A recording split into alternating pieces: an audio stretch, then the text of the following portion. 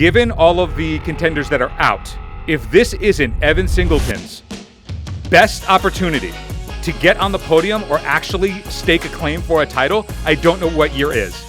Sarah Rainbow hit the heaviest raw total ever by a woman at 775 kilograms. Only took 7 lifts to get there. It was a disputed call.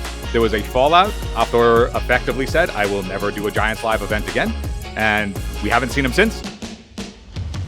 Hey folks, welcome back to Strength Weekly, the show that keeps you up to date on everything you need to know from around the barbell game and some stuff you probably don't need to know, but we're going to say anyway. I am one of your intrepid hosts, David Thomas Tao. The intrepidist host is Phil Bleckman. Phil, how are you feeling today? Bro, I'm feeling so good. We're on the cusp of World's Strongest Man competition, and I'm living for it. Okay, well, you know what? I did not. Oh, fun fact, folks. A couple years ago, some folks from the BarBend team went to World's Strongest Man to do media coverage, and they asked if I wanted a volunteer shirt because I wasn't going to be there. I said yes. I told them my size was medium. Turns out, World's Strongest Man volunteer shirts start at large.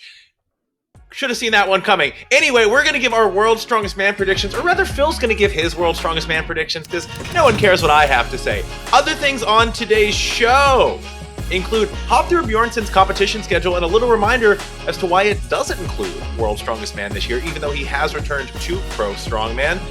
We are also chatting about all-time world record powerlifting total from Sarah Rainbow. And finally, how strong are weightlifters? Like, if you had to, if they had to squat against powerlifters, how are they doing? Well, we have a little bit of insight from one up-and-coming American weightlifter who just might be a prospect for the next Olympic quad. We will talk about that.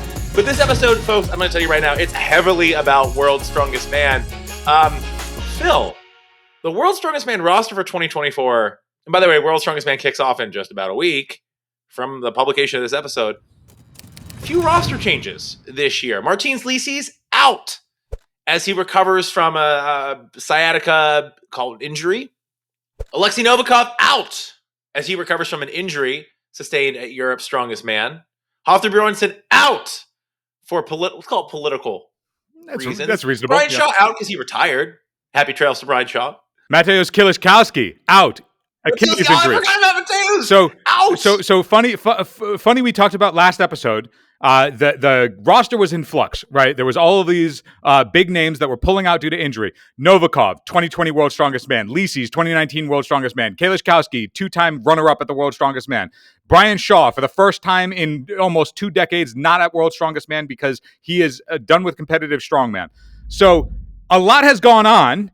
And among the things that is going on that has flown under the radar is this is going to be the first competition that Trey Mitchell is returning to competition after his Achilles injury. So we thought that he was not going to be ready to come back, but apparently he is because he is on the roster. He is expected to be competing in Myrtle Beach. 6 months? 6 months for an Achilles recovery? That's a short amount of time. I mean, we might have a Jerry Rice situation here. He's coming back same season, basically. Back same season. Maybe he's not going to be as strong on the movements that require legs, deadlift, all that stuff, but maybe he can get away. I don't know. Trey Mitchell is a wild card in this one. Let's talk about it. Trey Mitchell's a wild card. We're just going to put him in the wild card category. He's been a podium contender for the last handful of years, but now he's coming in with an injury. On the flip side of that, Luke Stoltman, a mainstay at the World's Strongest Man finals, and getting into 5th place is a great finish for him in the past couple of years if he could do it, right? His range is usually in the bottom half of the finals, but he's usually a finals contender. This year, with all of the fallouts between Licis, Kieliszkowski, Novikov, Shaw, Björnsson, they're not around. A lot of slots open up, and he has a lot of momentum because he just won the Europe's Strongest Man for the 2nd time. So most of the momentum is on Luke Stoltman's side going into this competition. But let's talk about who I think the real spotlights are on in this competition. If you had to pin me down, it's a 2-horse race for the top of the podium between former 2-time World's Strongest Man Tom Stoltman and Mitchell Hooper. You would argue Mitchell Hooper's probably the favorite. He hasn't dropped a contest in a year. Dude seems unbeatable at this position, but if anybody can come back, Stoltman now knows what it's like to have the title. He now knows what it's like to lose the title, and now he's chasing, not defending. The mindset for chasing versus defending is different, but those are my top 2 front guys. Here's the guy that I would watch. Given all of the contenders that are out, if this isn't Evan Singleton's best opportunity to get on the podium or actually stake a claim for a title, I don't know what year is. I don't know what year is not going to have those other top guys trying to claim spots. And Singleton, who was in the top half of the finals last year, if he can temper his aggression in the early stages and not wear himself out too thin over the course of a long event, if he can tidy that up and then just come in and execute a game plan, he is my guy who I would put on the podium with Stoltman and Hooper. And if he can have the event of his life when the opportunity strikes, like can he come up in the clutch? I think Singleton is the guy who could, be the upset win if everything goes according to plan and he executes properly. Phil, now I know you don't give predictions out of context. Context is very important. You are a consummate journalist. But let's give some predictions out of context. Who are your top 5 in order from first to fifth finishers predictions for this year's World's Strongest Man? I think Mitchell Hooper defends the crown.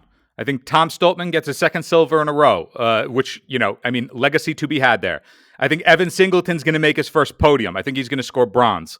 I'm going to put Pavlo Kordiaka in 4th based on the event structure that we know for the finals, which involves a lot of cardio. And then I'm going to say Matthew Ragg is going to come in 5th. He had a really big performance last year. I think the roster has leveled him up. As long as he can hold on to the cardio alongside Kordiaka, I think he's going to handle the heavy events really well. Amazing, Phil. I appreciate that. I just want to say, we don't criticize Phil if he gets things wrong, but he gets things right more often than not. One of the first, by the way, to call Mitchell Hooper a World's Strongest Man contender about 2 years ago. So, Phil Blackman, I really appreciate your expert takes. I can't wait to be watching the event. You'll be on the ground covering it live, correct? I will be working with coverage happening live in Myrtle Beach. All right, folks, remember to tune in to World's Strongest Man May 1st through the 5th. It does not stream live. It is on a TV delay, but we will be bringing you all the coverage from live on the ground via BarBend and our social media channels. Phil, let's move on. Let's talk about Hafthor Björnsson. Hafthor Björnsson is the 2018 World's Strongest Man. He's won basically every major contest you can win in strongman, at least every major contest that existed when he was competing. Right, Arnold Strongman Classic champion, has deadlifted more than any human in history, is back to competitive strongman after taking a break to compete in boxing and then in powerlifting. Recovering from injury, made his return this year to competitive strongman, had really good performances. I'd say probably a little better than we expected at the Arnold Strongman Classic in Columbus and also at the UK version. I think he looked a little better than we thought he would after that many years off of pro strongman. What does his competition schedule look like for the remainder of the year? Yeah, I wanted to say this is the one moment where I have been got. We've been got, David. Hafthor exceeded my expectations coming back to his first strongman event after all that time off by a wide margin. I did not think he would be contending for a podium at any point. He was contending against Hooper for the podium for the majority of the event. He actually won the opening event, the elephant bar deadlift, of course, like who else is going to beat him in that? He clearly had enough in the tank. It looked like he might have been able to crack the world record, but he saved himself because he wanted to do well in the competition. But history might have been different if he called for a record weight on the elephant bar. It looked like it would have been no problem for him. Really, really impressive. And now he's coming back. We know what his schedule is for the rest of 2024. Well, let's give a rundown on that schedule. It kicks off with Iceland's Strongest Man, the 2024 Iceland Strongest Man. He is a 10-time champion at that event, by the way. A 10-time champion at Iceland's Strongest Man. That's going to be the next event he competes in. By the way, Iceland's Strongest Man, Iceland's a country of about 300,000-ish people, but this is like a top 8 strongman event in the world because there are so many great strongman competitors from Iceland. Like, it's disproportionate. It's insane. Like, if you're the Iceland's Strongest Man, you're likely one of the world's strongest men. Mm-hmm. It's just been that, and it's been that way for like 50 years, by the way, like since the advent of pro strongman. Absolutely insane. So that's his next competition. And then his follow-up competition after that is the 2024 Strongest Man on Earth, which some people might know formally as the Shaw Classic. This will be his first time competing there. That's Brian Shaw's event.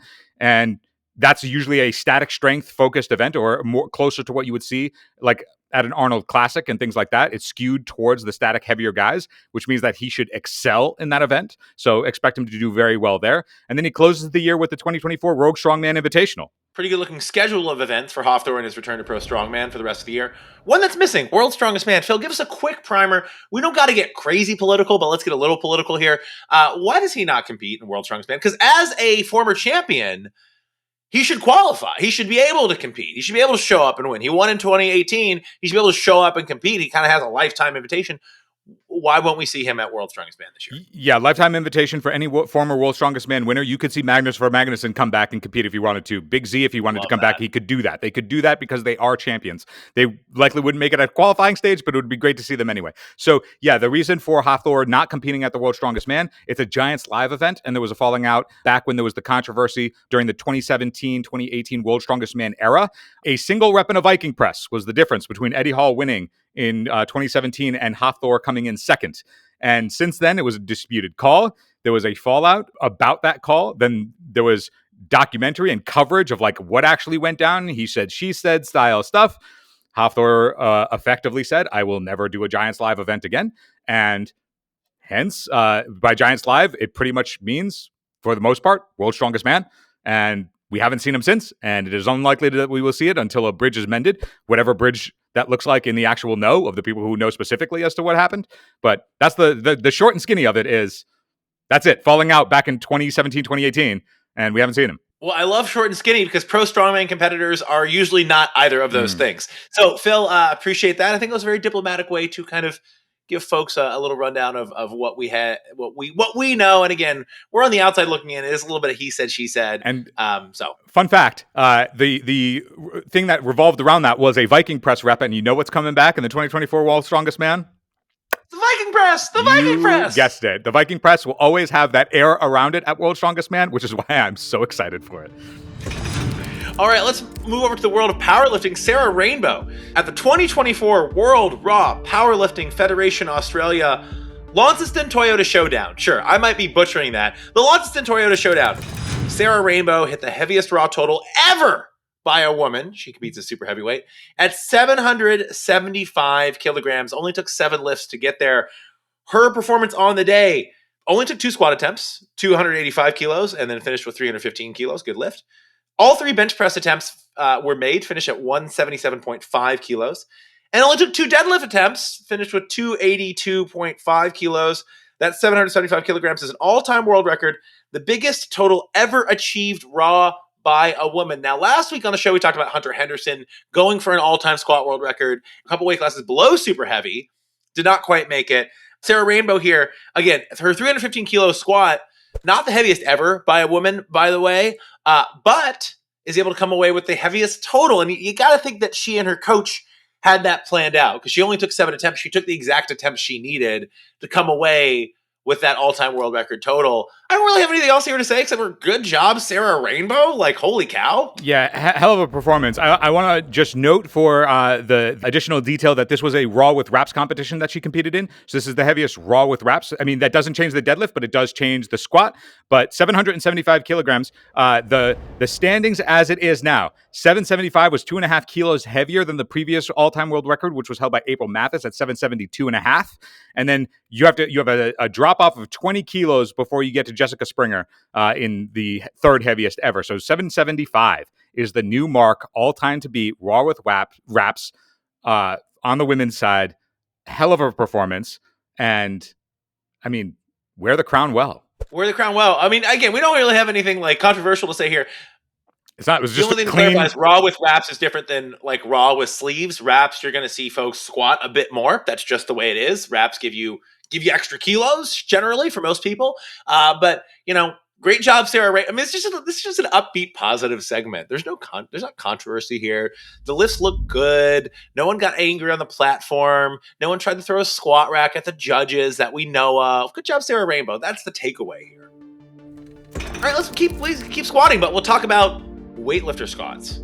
Miranda Ulrey of the United States is still a junior lifter. Recently put up a 3 times bodyweight squat. Now, weightlifters don't compete in the back squat, but we always wonder, how would weightlifters do if they did compete in the back squat? Obviously, different style of squatting. They tend to squat high bar. It tends to have more carryover to the Olympic lifts, the snatch, clean and jerk. Some do squat low bar, actually. But most squat high bar. It's not a tested lift in weightlifting. It's not the snatch or the clean and jerk. But Miranda's 19 years old. She squatted 180 kilograms. That's nearly 400 pounds, just under 400 pounds in training. She generally competes as a 59 kilo weightlifter, right? So it's just a little bit above body weight, competition body weight. She probably trains a little bit above competition body weight like most people do. Phil, how would this squat in her approximate body weight categories in powerlifting. They're not a direct translation. How would this squat stack up to the world records for lifters roughly her age and roughly her body weight in powerlifting? I'm so happy you asked. So let's say she was competing in the 60 kilogram category in a sanctioned powerlifting event. If we were to look in the open category, not the junior, we'll get there in a second, but let's say it was in the open category that she was like, my hand is in the ring. The top 3 all-time squats in the 60 kilogram category, Mariana Gasparian, 230 kilograms all-time world record. If anybody touches that in our lifetimes, what a blessing that would be. Otherwise, it's Susan Salazar at 197.5, second all-time. Third all-time is Andrea Armstrong at 195. So that's the open category. So she's 15 kilos off of tying the third heaviest all-time open squat. Okay, that's pretty impressive for a 19-year-old on their own. Let's talk about where she would stack up. Who's not even training the squat specifically. The squat is an accessory exercise. It's an accessory exercise. If she were to compete in a sanctioned event, let's play this game, David. Where do you think her 180 kilogram squat, if she was at competition body weight of 60 kilograms, where would it stack up in in her age category in juniors, 18 and 19? So I mean, we're within 10 kilos here. And by the way, this is a training squat. This was just like, she probably did this after like snatches and clean and jerks for the day. So here's the coolest stat, I think, of her 180 kilo squat. If she competed in sanctioned powerlifting now at the 60 kilogram class in her age group, which would be teens 18 and 19 in that category, she would have set the all-time world record for the squat by 7.5 kilograms. The heaviest squat in teen 18 to 19 is 172.5. It's Daniela Flores that she set in September of 2022. And this 180 kilogram, it would have been over that by a margin. That's amazing. And I just want to say that powerlifting junior in powerlifting goes up to usually 23 years old. Mm-hmm. Junior in weightlifting goes up to 20 years old. So if you subdivide that into like teens, you get different subdivisions of weight categories, right? So yes. Like a junior world record for powerlifting could be like a 22-year-old. Mm-hmm. By the way. Yeah. Whereas a junior record for weightlifting is normally someone who's under 20 years old, just to clarify. Yeah. The third heaviest all-time in the junior category is 183 kilograms. So she's 3 kilos off from hitting the third heaviest all-time in the junior category, which goes up to 23. So suffice to say, all this culminates to this 180 kilogram squat is insane. That's what it comes down to, David. It's insane. Well, I think let's look at Miranda's recent international competition history. She finished in 4th place at the 2021 Youth World Championships at 55 kilos body weight. She finished in 2nd place at the 2022 Pan American Junior Championships at 49 kilos body weight, actually went down in body weight. At the 2023 Junior World Championships, she finished in 4th place at 59 kilos body weight, which is roughly where she competes now. So she is an elite level lifter on the international stage. The thing about junior athletes this age, they make progress quickly. She is definitely someone I have my eyes on for the next Olympic quad. Now, what's the next Olympic quad? Well, we have the Paris Olympics coming up later this year. We roughly know who the women are going to be on the U.S. team for weightlifting, right? It's going to be Olivia Reeves.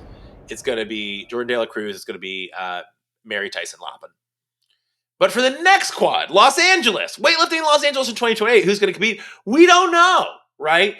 I think a really great example is Olivia Reeves. Didn't come out of nowhere, but made such good progress as a youth and junior lifter of the last quad. She basically bumped out the prospects we thought. We thought it was going to be like Kate Vibert. We thought it was going to be Maddie Rogers, right? We thought it was going to be maybe Meredith Allwine. Olivia Reeves leapfrogged all 3 of those lifters for the spot in Paris. I have my eyes on Miranda as a potential prospect for the Los Angeles Olympics. I think there are a lot of really young, promising lifters, youth and junior lifters in the American system right now. I'm just giving my way too early prediction that we should keep our eyes on her as a potential Olympic prospect 4 years from now in Los Angeles, which if you're 19 years old, 4 years is a lot of time to make progress. You can be a very different lifter, right? If you're young, if you're one of these lifters under 25. So I just wanted to use this as an opportunity to talk about strength, to talk about weightlifters versus powerlifters, to talk about how weightlifters can make quite good powerlifters if they only competed in the squat sometimes, and also to talk about, hey, we have Paris coming up, but we're already looking ahead to like 2028. I hope we're bringing you Strength Weekly in 2028. Wouldn't that be fun? Phil, the next time we talk, it's going to be prime time for World's Strongest Man. I mean, it's not going to be World's Strongest Man, but like we're giving the predictions now so that we have like a week buffer.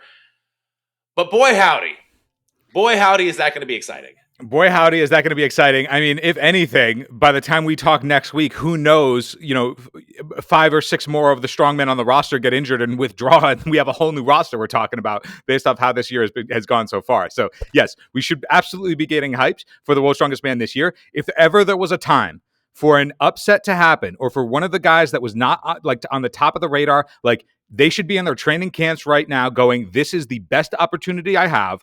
They should have a plan for every single one of the events. They should have an idea of where they should be on the leaderboard for each of those events and what total points they want after they reach the finals. They can get to the finals. They should be like, I'm going to hit 51 points. That's where I stand. That's my target at the end of the thing, and just execute that plan. And they can you have a really good shot to reach the podium, because a lot of the top contenders are out this year. So let's see a new star have a star performance.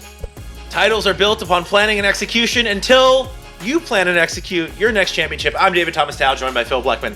Thanks for joining us here on Strength Weekly.